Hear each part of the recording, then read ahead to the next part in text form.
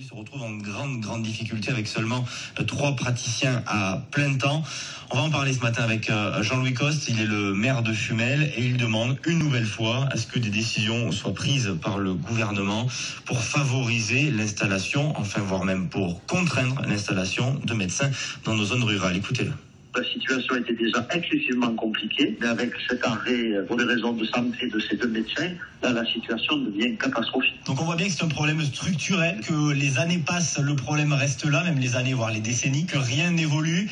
On connaît votre position sur cette question. Pour vous, il faut contraindre aujourd'hui. Mais écoutez, ça fait 10 ans que je propose un certain nombre de choses, que je me bats pour qu'on mette en place un dispositif contraignant pour les médecins. Là, la situation ne cesse de s'aggraver. On a atteint des situations qui sont dramatiques. Aujourd'hui, il y a des gens sur le territoire, mais comme partout en France, qui ne peuvent pas se soigner. Des gens qui, parce que ça traîne trop, finissent par décéder. Ça devient intenable. Donc, moi, ce que je propose, mais ça fait 10 ans, je l'avais pratiquement obtenu en tant que parlementaire, mais voilà, la ministre de l'époque avait refusé, sous pression du lobby des médecins, d'aller plus loin. C'est de mettre en application ce qu'on fait avec les autres professionnels de santé, par exemple les infirmiers, où on n'a pas de problème de présence infirmière sur les territoires, parce qu'un infirmier ou une infirmière qui veut s'installer dans une zone qui est surdotée, c'est-à-dire où il y en a déjà trop, ne peut le faire qu'à partir du moment où elle rachète la patientèle de quelqu'un qui s'en va ou qui part à la retraite. Par contre, elle peut ou il peut s'installer sur une zone où il manque d'infirmiers sans aucune autorisation, assez facilement, il suffit d'arriver, mettre sa plaque. Voilà, donc on a régulé l'installation des infirmiers, des pharmaciens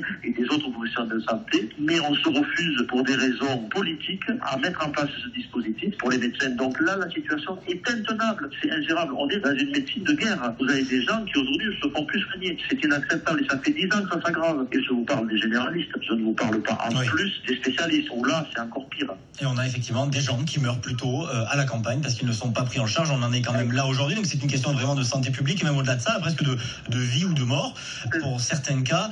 Et la mesure n'en est jamais vraiment prise. Vous avez vu cette opposition très marquée des internes, des futurs jeunes médecins qui refusent, parce que cette question revient sur la table là en ce moment, qui refusent de se voir contraindre de partir à la campagne ou dans des zones sous-densifiées. Oui, non, mais c'est un discours que j'entends depuis des années. Je suis désolé de le dire, c'est un réflexe corporatiste et uniquement corporatiste.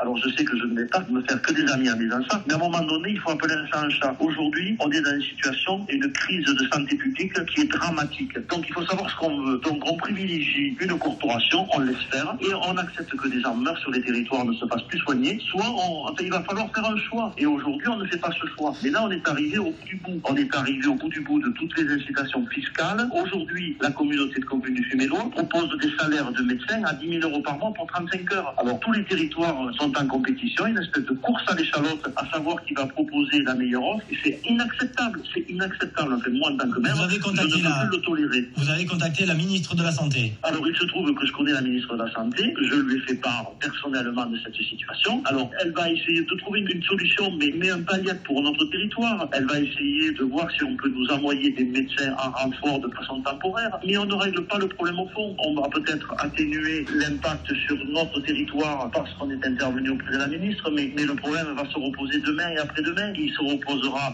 peut-être pas à Fumel, mais il va se reposer sur les communes limitrophes ou les départements limitrophes. Il faut vraiment qu'on prenne ce problème à bras le corps. On ne peut plus reculer. Pareil, les infirmiers spécialisés, là, les surinfirmiers, ceux qui ont un peu plus de compétences et de latitude pour faire des choses qui sont entre l'infirmier classique et le médecin, c'est un palliatif également? C'est pas une solution?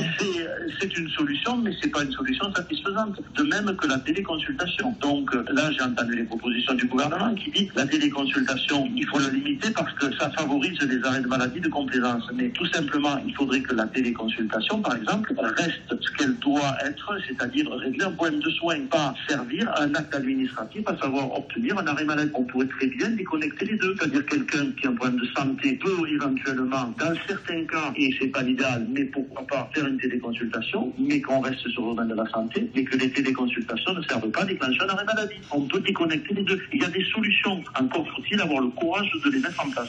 Jean-Louis Coste, maire de Fumel, particulièrement remonté hier. Alors quelques précisions. Je disais qu'il n'y avait plus qu'un médecin généraliste aujourd'hui à Fumel. C'est pareil. Il y en a 3 en fait. Il y en avait 5 et 2 qui sont partis, qui sont en arrêt. Et du coup, il y a aujourd'hui 3 praticiens à plein temps. Et autre précision concernant la ministre de la Santé. Vous savez, le ministre de la Santé, c'est François Braun. La ministre dont on parle, c'est Agnès Firmin-Le Vaudot. Elle est ministre déléguée chargée de l'organisation territoriale et des professions de santé. Elle est rattachée au ministère de la Santé, mais elle n'est pas directement ministre de la Santé. Voilà, c'est quelques précisions.